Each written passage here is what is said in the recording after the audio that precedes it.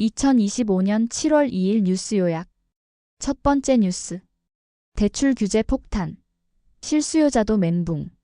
서울 청담동의 고급 아파트 입주를 준비하던 집주인들이 전세 보증금으로 잔금을 치르려 했지만 대출 규제로 인해 계획이 틀어졌습니다. 전세 대출도 막히면서 전세 보증금을 현금으로 마련해야 하는 상황이 발생했습니다. 방배동의 다른 아파트 역시 상황은 비슷합니다. 전세로 잔금을 해결하려는 계획이 무산되자 집주인들은 대출마저 막힌 현실의 어려움을 호소하고 있습니다. 금융당국은 27일 이전 계약에는 예외를 적용한다고 했지만 이미 혼란은 시작됐습니다. 은행들은 비대면 대출을 중단하고 대출 신청은 영업점에서만 가능해졌으며 금리도 더 높은 상황입니다. 정부는 부동산 공급 확대와 규제지역 지정 등 추가 대책을 준비 중이지만 시장의 불안감은 확산되고 있습니다. 결론. 예고 없이 시행된 초강력 규제로 실수요자들이 큰 혼란을 겪고 있으며 신속한 정책 보완이 필요합니다. 두 번째 뉴스. 또 인도로 돌진. 시청역 참사 악몽 재현. 서울 상암동에서 전기차 SUV가 인도로 돌진하는 사고가 발생. 사고로 공원 벤치에 앉아있던 40대 남성이 차량에 깔려 사망. 운전자 50대 여성은 페달 조작 실수로 사고를 냈다고 진술. 경찰은 음주 및 약물 운전은 아니라고 판단. 정확한 사고 경위 조사 중. 시청역 참사 일주기에 또다시 비슷한 사고가 발생하며 안타까움과 경각심을 불러일으킴. 결론. 안전운전 습관의 중요성과 함께 도로와 보행자 안전 대책 강화가 시급합니다. 세 번째 뉴스. 한성숙 440억 부자 장관 탄생. 한성숙 중소기업벤처부 장관 후보자가 스톡옵션을 포함해 440억 원의 재산을 보유한 것으로 알려졌습니다. 역대 최고 재산 장관으로 등극할 가능성이 높습니다. 주요 내용. 한성숙 후보의 신고 재산 부동산 101억, 예금 41억, 주식 40억 등 총 182억 원. 네이버 스톡옵션 약 254억 원과 RSU 약 4억 원을 포함하면 총 재산은 440억 원. 현재까지 가장 많은 재산을 신고한 장관은 177억 원의 유인촌 전 문화체육부 장관.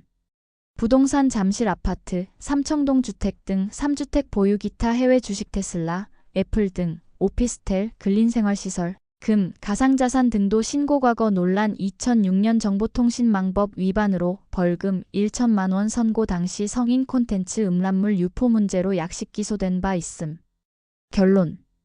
한성숙 후보가 장관에 임명된다면 1993년 문민정부 이후 가장 재산이 많은 장관으로 기록될 것입니다. 이와 동시에 재산 공개와 과거 논란이 공직 적격성을 둘러싼 논의로 이어질 전망입니다. 네 번째 뉴스. 한 번도 웃지 못한 아이 떠나며 세 사람 살렸다. 태어난 지 60일 만에 뇌수술을 받고 10년 넘게 침대에 누워 지낸 11살 김현우 군. 숨조차 기계에 의존해야 했던 삶. 웃지도 걷지도 먹지도 못했던 시간들. 그러던 어느 날 심정지 이후 뇌 기능이 멈추자 가족은 결단했다. 연우가 하지 못한 것들. 다른 아이들이 대신하길 바란다. 심장, 양쪽 신장을 기증하고. 연우는 하늘나라로 떠났다. 그의 장기는 3명에게 새 생명을 선물했다. 다음 생에 다시 만나자. 이번엔 마음껏 웃고 뛰어놀자. 결론.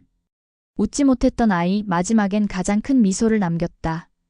다섯 번째 뉴스. 80대 운전자 SUV 돌진 식당 초토화, 16명 부상. 강원 강릉 대관령 휴게소가 아수라장이 됐습니다. 2일 오전 11시 32분 80대 여성 운전자가 몰던 SUV가 식당 안으로 그대로 돌진했습니다. 차량은 휴게소 내 식당가를 뚫고 들어왔고 그 안에 있던 손님 16명이 다쳤습니다. 그중 3명은 중상, 3명은 경상, 10명은 현장에서 응급조치만 받았습니다. 가해 운전자는 페달을 잘못 밟았다고 진술했습니다. 경찰은 정확한 사고 경위를 조사 중이며 약물 음주 여부도 확인할 예정입니다. 결론. 고령 운전, 더는 개인 문제 아닙니다. 누군가의 일상이 한순간에 무너질 수 있습니다. 여섯 번째 뉴스. 하루 1조씩 쌓인 추경 총선용 퍼주기.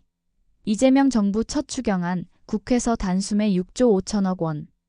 증액 하루 평균 1조씩 늘어났다. 민생소비 쿠폰 전액 국비 전환행안위만 2.9조 늘려 건강보험에만 1.6조. 추가 요구 및 빠진 독도 채운다. 농해수위, 선심성 사업 대거 삽입.